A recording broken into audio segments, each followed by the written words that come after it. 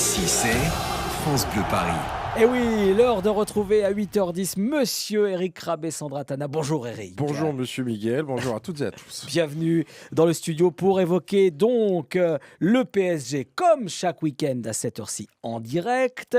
Et alors avant d'évoquer le match de tout à l'heure 17h, Eric, vous voulez parler des besoins du PSG en termes de mercato. Ouais, exactement. Alors on a vu que Tourelle était très agacé et je le comprends bien. Franchement, la situation commence à traîner un petit peu trop. C'est un petit peu trop long pour l'instant. Et il va falloir trouver vraiment une solution pour ce milieu de terrain défensif. C'est vraiment un poste où on a besoin de quelqu'un et c'est urgent. Ouais.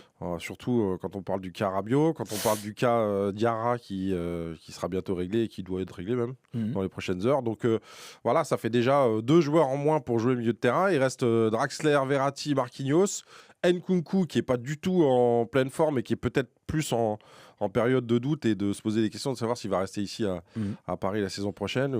Donc ça fait déjà Marquinhos il est là pour dépanner, donc ça fait beaucoup de choses pour un Tourelle qui a besoin d'un joueur fort à ce poste. Et il nous faut quel profil alors de joueurs ? Alors j'espère qu'on fera De Jong en été parce que de toute façon c'est pas possible pour le faire maintenant. Même si c'est pas vraiment le type de joueur qu'on a vraiment besoin, enfin à l'heure actuelle. Alors De Jong on a toujours besoin parce que c'est un joueur extraordinaire, mais on a besoin d'un homme fort, un joueur comme Fabinho, comme Fernandinho qu'on peut trouver, Casemiro, des joueurs qui ont une grosse activité physique au milieu de terrain, des joueurs comme Kanté, pas forcément grand et costaud, c'est voilà un joueur qui va faire le travail défensif. Ce que tu veux dire, c'est qu'il faut pas un mec qui va étaler sa classe technique, il faut quand même un bonhomme, quoi. Il faut un besogneux, il faut un gars qui sera fort et surtout on a besoin de ce joueur-là parce que vous avez des forces offensives qui sont importantes et pour compenser ces forces offensives, il faut avoir un joueur c'est pour ça que Marquinhos s'est retrouvé au milieu de terrain, qui va faire le boulot défensif et qui va compenser un peu peut-être ce manque de travail défensif des autres, même si en ce moment Neymar travaille beaucoup défensivement. Un Thiago Motta, ça serait bien. Ah, il n'est pas dispo.